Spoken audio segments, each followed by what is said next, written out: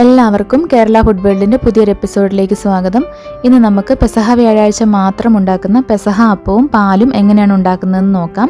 പല സ്ഥലങ്ങളിലും ഇത് പല പേരിലാണ് അറിയപ്പെടുന്നത്. പെസഹ അപ്പം, ഇൻറി അപ്പം, കുരിശപ്പം എന്നൊക്കെ ഇത് അറിയപ്പെടുന്നുണ്ട്. പല സ്ഥലങ്ങളിലും പല രീതിയിലാണ് ഇത് ഉണ്ടാക്കുന്നത്. ചില സ്ഥലങ്ങളിൽ ഇൻറി അപ്പവും പാലും മാത്രമേ ഉണ്ടാക്കാറുള്ളൂ. മറ്റ് സ്ഥലങ്ങളിൽ ഇതുപോലെ ചുട്ടെടുക്കുന്ന പെസഹ കൽത്തപ്പവും ഉണ്ടാക്കാറുണ്ട്. അപ്പോൾ ഈ ചുട്ടെടുക്കുന്ന പെസഹ കൽത്തപ്പത്തിൻ്റെ വീഡിയോ നമ്മൾ ഓൾറെഡി അപ്ലോഡ് ചെയ്തിട്ടുള്ളതാണ്. കാണാത്തവർ കണ്ടു നോക്കുക. അപ്പോൾ ഇന്ന് നമുക്ക് ഇൻറി അപ്പവും പാലും എങ്ങനെയാണ് ഉണ്ടാക്കുന്നതെന്ന് നോക്കാം.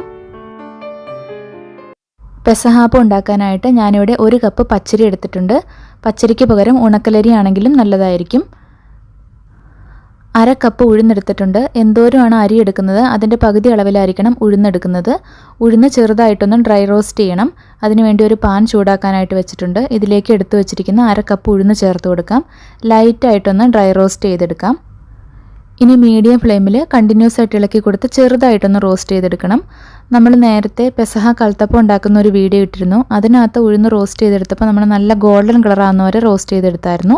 ഇത് അത്രയും അങ്ങ് റോസ്റ്റ് ചെയ്യേണ്ട ആവശ്യമില്ല. ഒരുപാട് റോസ്റ്റ് ചെയ്തിട്ടുണ്ടെങ്കിൽ പെസഹ അപ്പത്തിൻ്റെ ആ വൈറ്റ് കളർ അങ്ങ് നഷ്ടപ്പെടും. എന്നാലും ചെറുതായിട്ടൊന്ന് നമ്മൾ റോസ്റ്റ് ചെയ്തെടുക്കും. ഇല്ലെങ്കിൽ പെസഹ അപ്പത്തിന് ഉഴുന്നിൻ്റെ പച്ചച്ചവ് വരും. അതുകൊണ്ട് ലൈറ്റായിട്ട് മാത്രം ഒന്ന് റോസ്റ്റ് ചെയ്തെടുക്കാം. ഇപ്പോൾ ഇതിവിടെ ലൈറ്റായിട്ട് റോസ്റ്റ് ചെയ്തെടുത്തിട്ടുണ്ട്. ഇത്രയും മതി. പച്ചരിയും വറുത്തെടുത്ത ഉഴുന്നും നല്ലതുപോലെ വാഷ് ചെയ്ത ശേഷം 4 മണിക്കൂർ സോക്ക് ചെയ്ത് വെക്കണം. ഇപ്പോൾ 4 മണിക്കൂർ കഴിഞ്ഞിട്ടുണ്ട്. ഉഴുന്നൊക്കെ നല്ലതുപോലെ കുതിർന്ന് വന്നിട്ടുണ്ട്. അതുപോലെ തന്നെ പച്ചരിയും 4 മണിക്കൂറിന് ശേഷം വെള്ളമൊക്കെ പോകാനായിട്ട് ഒരു സ്ട്രെയിനറിലിട്ടിട്ട് ഡ്രെയിൻ ചെയ്തെടുത്ത് വെച്ചിരിക്കുന്നതാണിത്. ഇതിൻ്റെ വെള്ളമൊക്കെ ഇപ്പം നല്ലതുപോലെ പോയിട്ടുണ്ട്. നമുക്കിത് പൊടിച്ചെടുക്കണം. മിക്സിയുടെ ജാറിലിട്ട് വെള്ളമൊന്നും ചേർക്കാതെ പൊടിച്ചെടുക്കാം. ഇപ്പോൾ അരി ഇവിടെ പൊടിച്ചെടുത്തിട്ടുണ്ട്. ഇതൊരു പാത്രത്തിലേക്ക് ഇട്ട് കൊടുക്കാം. അതിനുശേഷം കുതിർത്ത് വെച്ചിരിക്കുന്ന ഉഴുന്നും ഒന്ന് അരച്ചെടുക്കാം. കുറച്ച് വെള്ളം ചേർത്തിട്ട് നല്ല ഫൈൻ പേസ്റ്റായിട്ട് അരച്ചെടുക്കാം. ഇപ്പോൾ ഉഴുന്നും നല്ലതുപോലെ അരച്ചെടുത്തിട്ടുണ്ട്. ഇത് അരിപ്പൊടിയിലേക്ക് ചേർത്ത് കൊടുക്കാം. ഇനി ഇതിലേക്ക് അരച്ച് ചേർക്കാനായിട്ട് 1/2 ടീസ്പൂൺ ജീരകം എടുത്തിട്ടുണ്ട്. 6 ചുവന്നുള്ളി എടുത്തിട്ടുണ്ട്. 3 വലിയ അല്ലി വെളുത്തുള്ളി എടുത്തിട്ടുണ്ട്. ചെറിയ അല്ലി വെളുത്തുള്ളി ആണെങ്കിൽ 1-2 എണ്ണം കൂടുതൽ എടുക്കാവുന്നതാണ്. ഇനി ഇത് 3ഉം കൂടി നന്നായിട്ടൊന്ന് അരച്ചെടുക്കണം. ഇതിപ്പോൾ ഇവിടെ അരച്ചെടുത്തിട്ടുണ്ട്. ഇത് അരിപ്പൊടിയിലേക്ക് ചേർത്ത് കൊടുക്കാം. 1 കപ്പ് ചിരകിയ തേങ്ങ മിക്സിയുടെ ജാറിലിട്ട് ഒന്ന് ചതച്ചെടുക്കാം. ഒരുപാട് അരഞ്ഞു പോകരുത്. ഇതുപോലെ ഒന്ന് വിപ്പ് ചെയ്തെടുത്താൽ മതി. ഇതിലേക്ക് ആവശ്യത്തിന് ഉപ്പും കൂടെ ചേർത്ത് കൊടുക്കാം. നന്നായിട്ടൊന്ന് മിക്സ് ചെയ്തെടുക്കാം. കൈ ഉപയോഗിച്ച് മിക്സ് ചെയ്യുകയാണെങ്കിൽ അതായിരിക്കും ഒന്നുകൂടി നല്ലത്. ഇനി ഇതിലേക്ക് തേങ്ങാപ്പാൽ കുറച്ചായിട്ട് ചേർത്ത് കൊടുത്തൊന്ന് മിക്സ് ചെയ്തെടുക്കാം. തേങ്ങാപ്പാൽ തന്നെ ചേർക്കണമെന്ന് നിർബന്ധമില്ല. വെള്ളമാണെങ്കിലും ചേർത്താൽ മതി. തേങ്ങാപ്പാൽ ചേർക്കുകയാണെങ്കിൽ ഒന്നുകൂടി ടേസ്റ്റി ആയിരിക്കും. അതുകൊണ്ടാണ് തേങ്ങാപ്പാൽ ചേർക്കുന്നത്. ഒരുപാട് ഒന്നിച്ചങ്ങ് ഒഴിക്കരുത്. കുറച്ചായിട്ട് ഒഴിച്ചു കൊടുത്ത് ഒന്ന് മിക്സ് ചെയ്തെടുക്കണം.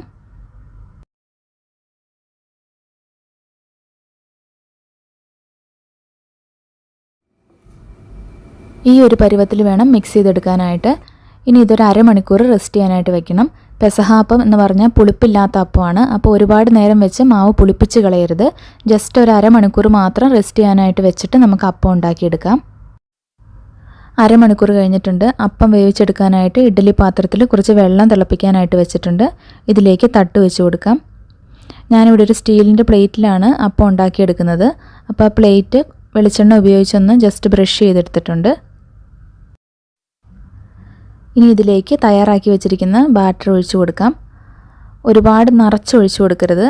ഒരു പകുതി വരെയൊക്കെ ഒഴിച്ചു കൊടുക്കാൻ പാടുള്ളൂ. എന്നിട്ട് സ്പൂൺ ഉപയോഗിച്ച് ഇങ്ങനെയൊന്ന് ഷേപ്പാക്കി കൊടുക്കാം. ഇനി ഇതിലേക്ക് കുരിശ് വെച്ച് കൊടുക്കാം. കുരിശ് വെക്കാനായിട്ട് ഉപയോഗിക്കുന്നത് ഓശാന ഞായറാഴ്ച പള്ളിയിൽ നിന്ന് കിട്ടിയ കുരുത്തോലയാണ്. അതിങ്ങനെ കുരിശിൻ്റെ ഷേപ്പിൽ വെച്ച് കൊടുക്കാം.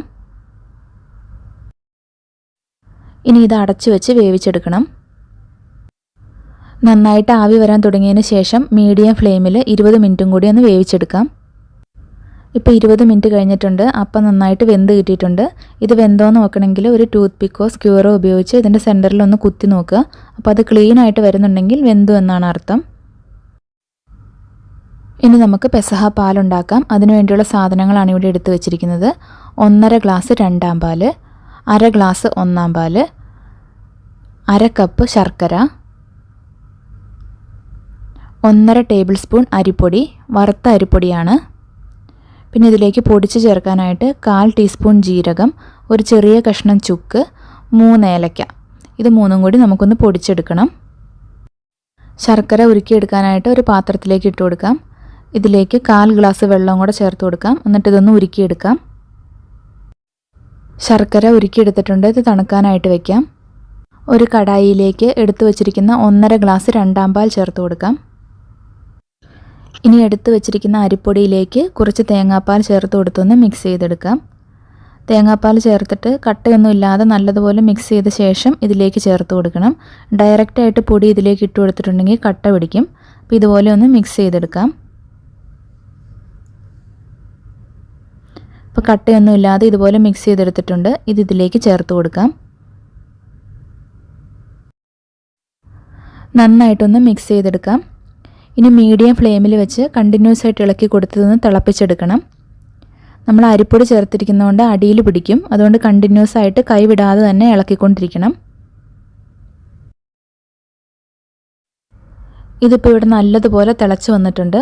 ഇതിലേക്ക് നമുക്ക് ഉരുക്കി വെച്ചിരിക്കുന്ന ശർക്കര ഒന്ന് അരിച്ച് ചേർത്ത് കൊടുക്കാം. വീണ്ടും ഇളക്കിക്കൊണ്ടിരിക്കണം. നന്നായിട്ടൊന്ന് കുറുകി വരുന്ന വരെ ഇളക്കിക്കൊണ്ടിരിക്കണം. ഇനി ഇതിലേക്ക് പൊടിച്ച് വെച്ചിരിക്കുന്ന ജീരകവും ചുക്കും ഏലക്കയും കൂടെ ചേർത്ത് കൊടുക്കാം. നന്നായിട്ട് മിക്സ് ചെയ്ത് കൊടുക്കാം. ഇപ്പോൾ ഇതിവിടെ ഒന്ന് കുറുകി വന്നിട്ടുണ്ട്. ഇനി ഇതിലേക്ക് നമ്മൾ എടുത്തു വെച്ചിരിക്കുന്ന 1/2 ഗ്ലാസ് ഒന്നാം പാൽ ചേർത്ത് കൊടുക്കാം. കണ്ടിന്യൂസ് ആയിട്ട് ഇളക്കി കൊടുക്കണം. ഒന്നാം പാൽ ചേർത്ത് കഴിഞ്ഞ് പിന്നെ ഒരുപാട് നേരം തിളപ്പിക്കരുത്. ജസ്റ്റ് ഒന്ന് ചൂടായാൽ മതി. ടേസ്റ്റൊക്കെ ഒന്ന് ബാലൻസ് ചെയ്യുന്നതിനായിട്ട് ഇതിലേക്ക് ഒരു നുള്ളു ഉപ്പും കൂടെ ചേർത്ത് കൊടുക്കാം. നന്നായിട്ടൊന്ന് മിക്സ് ചെയ്യാം. ഇപ്പോൾ ഒന്നാം പാൽ ചേർത്ത ശേഷം നന്നായിട്ട് ചൂടായി വന്നിട്ടുണ്ട്. ഇത്രയും മതി. നമുക്ക് ഓഫ് ചെയ്യാം.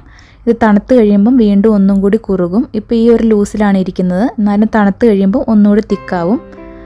അപ്പോൾ നമ്മുടെ പെസഹ അപ്പവും പാലും ഇവിടെ റെഡി ആയിട്ട് വന്നിട്ടുണ്ട്. ഞാൻ ഒരുപാട് തിക്കായിട്ടുള്ള പാലല്ല ഉണ്ടാക്കിയിരിക്കുന്നത്. നിങ്ങൾക്ക് ഒത്തിരി തിക്കായിട്ടുള്ള പാലാണ് വേണ്ടതെങ്കിൽ നമ്മൾ 1.5 ടേബിൾ സ്പൂൺ അരിപ്പൊടിയാണല്ലോ ചേർത്തത്. അതിന് പകരമായിട്ട് 2 ടേബിൾ സ്പൂൺ അരിപ്പൊടി ചേർത്താൽ മതി.